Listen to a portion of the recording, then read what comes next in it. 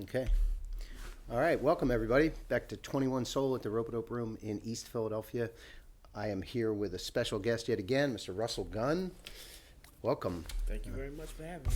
Russell's record, the Royal Krunk Jazz Orkestra, Get It How You Live, came out this summer here at Ropeadope, and with Groyd Music is your label. Yes.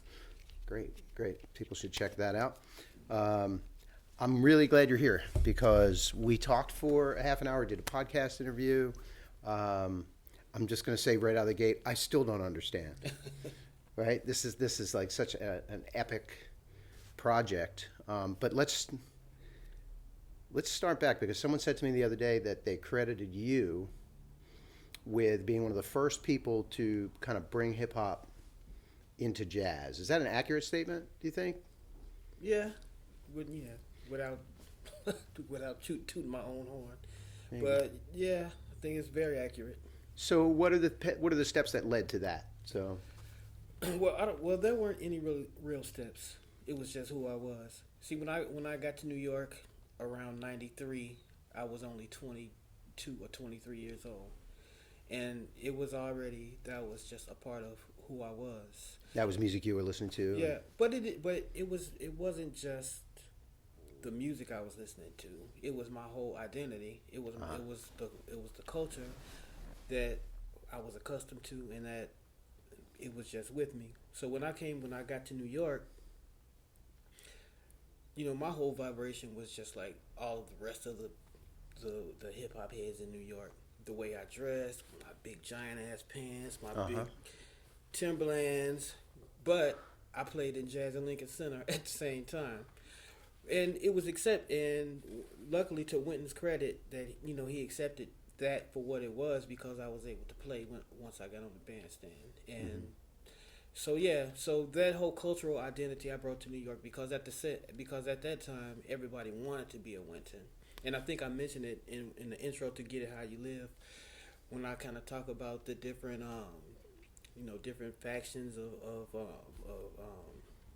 groups of people, groups of musicians in New York, how they wanted to identify themselves. Most young musicians wanted to identify themselves.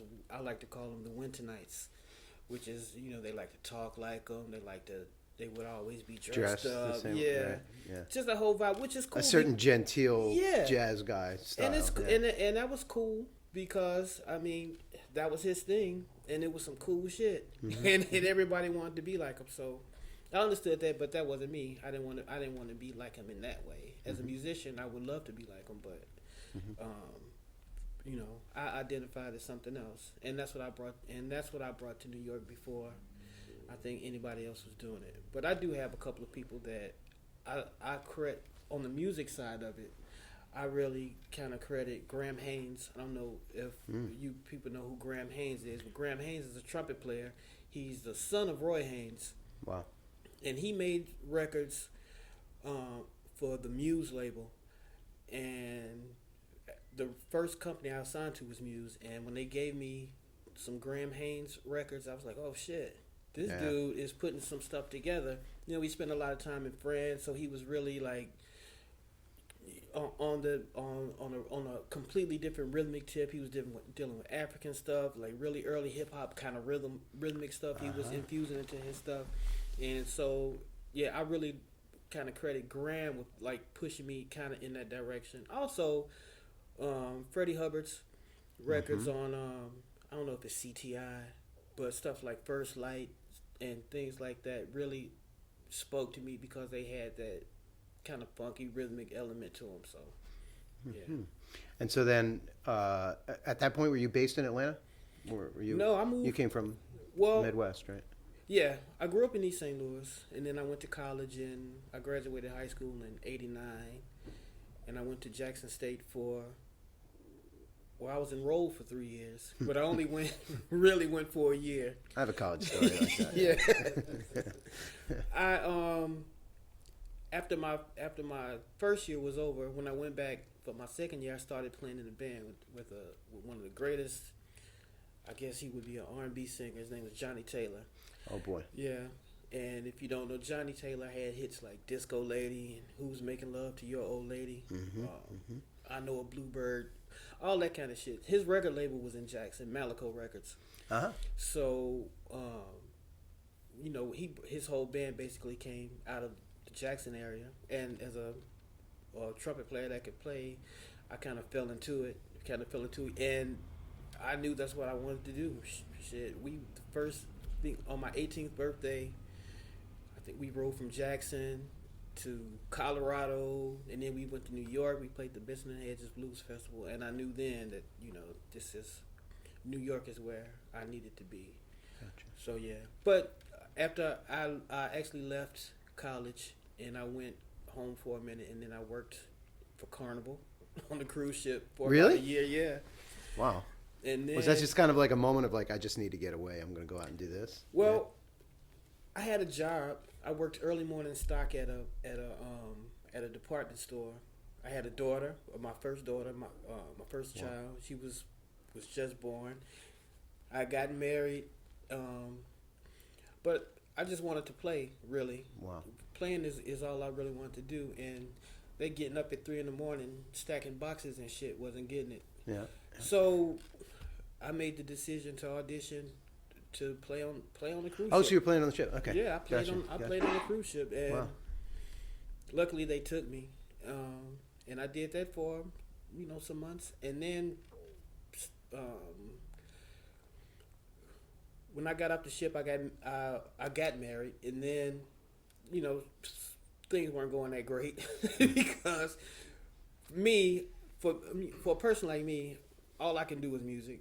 All I can do is play music, and anything else, I'm going to be miserable. And if I'm miserable, everybody around me is going to be miserable. Believe me. Wow. So many people that we've interviewed and had here, we bring that question up sometimes, and even if we don't, they mention it like you just did about why are you a musician? And it's like there's not a why. Yeah. They just are. Yeah, it's life. For me, it's life. And I dig how some people can maybe teach or do other private lessons or do other things. For me, I can't do that shit right now. Maybe in the future. I have one son that's still in high school and he graduates this year. So maybe I'm 47 now. And maybe in the future I'll be able to do something like that. But up until this point, it's like the only life for me. For me, it's like a pimp's life, or a whore's life. It's like you either in it or you're not in the shit. It's 100% for me. Did you see the news yesterday where this is the headline in America right now? Dead pimp wins election. No. What city was this? Las Vegas. Oh yeah. In Nevada, right? Sorry, I digress, but I had to throw that in there. I think that illustrates really effectively for people how challenging it is to be a musician in this time in history, and maybe it's always been this way, and the sacrifices that you've had to make in order to stay with it, and the dedication that you have to keep doing it. So kudos. I think a lot of people ask me when I tell them that I work at a record label. They're like, "What's it like? Why do people choose that?" I'm like, it's not. They love it. It's them, It's not a choice, really. Yeah. It's just. I mean, it's a choice in a sense, but it's really not a choice. It's like we have to do it, or cease to exist. Well, the planet is better off because I think people undervalue music on a regular basis. But I wonder what would happen if we just everybody stopped playing for a while. People would be very miserable because it brings so much to people's lives. Yeah.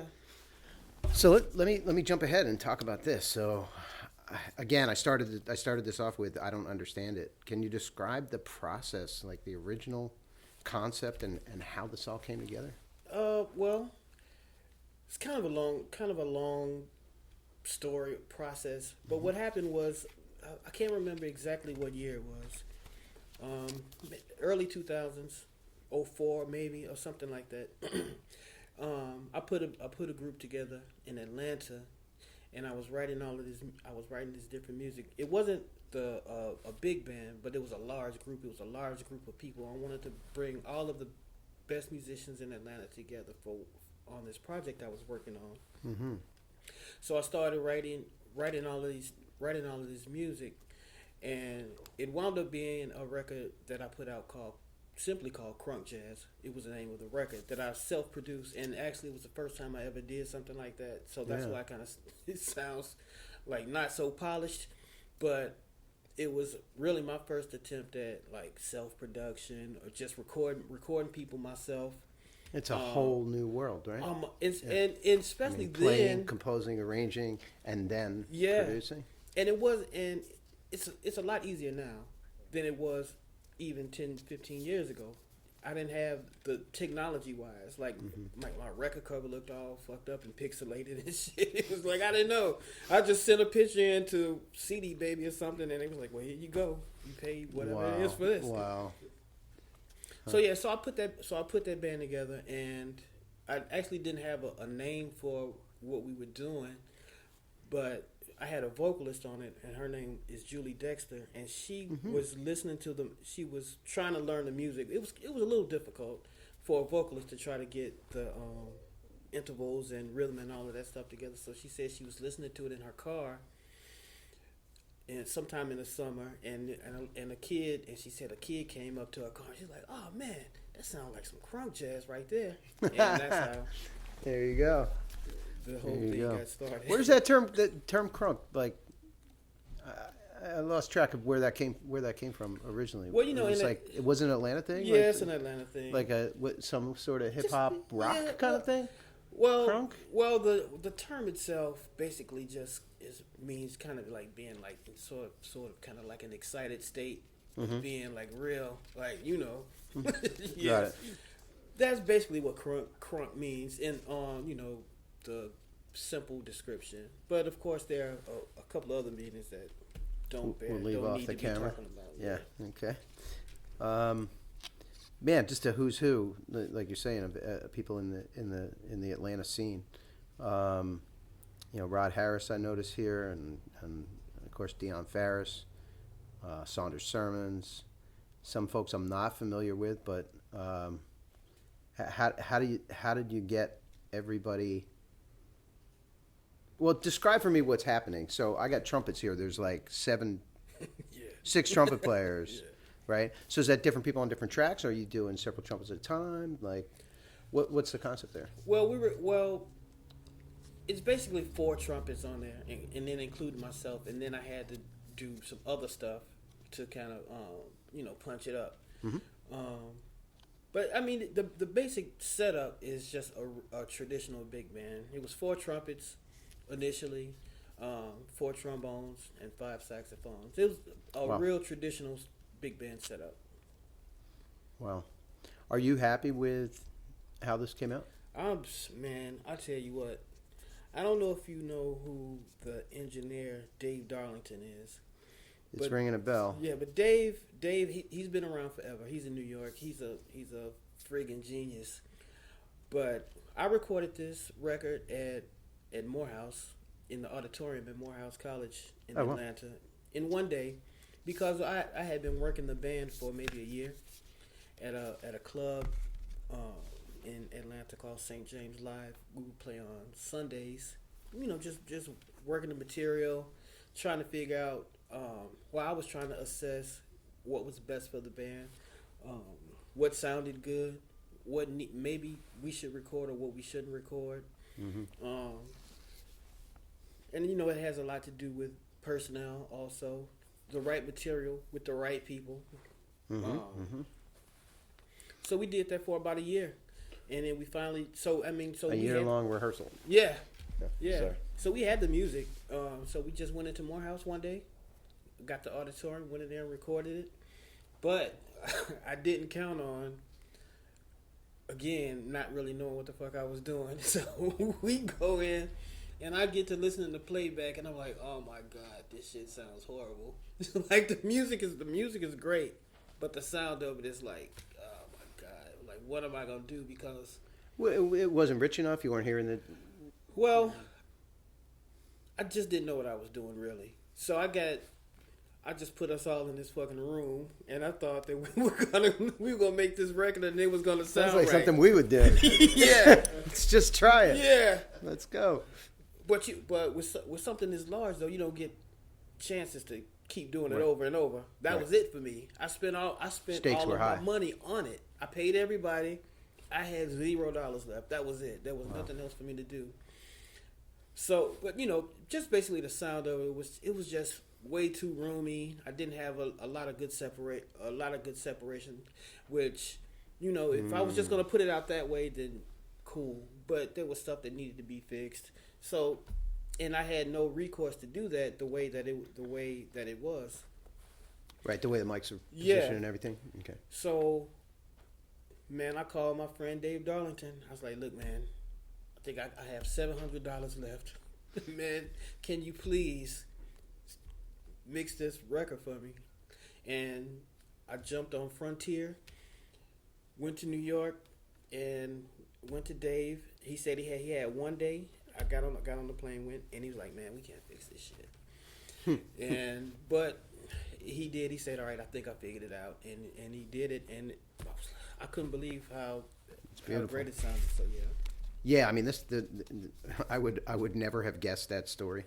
I mean, when we popped this on here the day that you sent it through, it just jumped out of the speakers at us. It was like, hey, man, pay attention. Yeah. This is exciting. This is great. Do you want to talk about the cover that you chose? Yeah. Well, the cover is it's a very old painting, and it depicts a day in the life of slaves, probably on a day off or a wedding Sunday? or something. Yeah, having fun. I won't say having fun, but it's having fun, relative fun for the circumstances. Making the best of. Yeah, making the best of, and that's conceptually what I was thinking about when I was talking about this record. Get it how you live, and me making this record. It's presenting myself, my music, the way I live my life, the way I live, and it's all in this album. And I thought that cover depicted, that painting depicted. It's beautiful, and I'm glad to hear you explain it. I mean, it's finding joy Yes, exactly. despite intense, inconceivable struggle. Yeah. And also, and I should say this too. I had no idea what the fuck I was going to do with this record. I had no idea how. I just knew I didn't want to self-release it again because I knew nobody would hear this shit, and it would all be for naught. And just so happened, I just saw that my friend Dana Murray released a record with you on Ropeadope. I said, shit, I need to see. So I called Dana. I was like, Dana, man, what's going on over there? I was like, man, I have a project, man, and I need somebody to put it out for me. He's like, man, call Lewis. I was like, you sure? I was like, all right, I'll call him.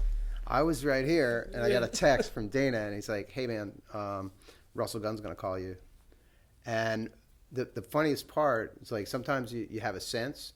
Like, my memory's not the best sometimes. Mm-hmm. So, like, at that moment, that instant, I'm like, I actually answered the text immediately. I was like, cool, absolutely.